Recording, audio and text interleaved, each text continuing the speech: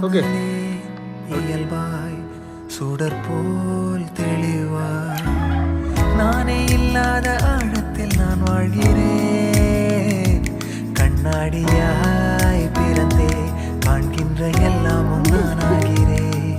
இரு காலின் இடையிலே உரசும் பூனையாய் வாழ்க்கை போதும் அடடா எதிர்காணும் யாவுமே தீண்ட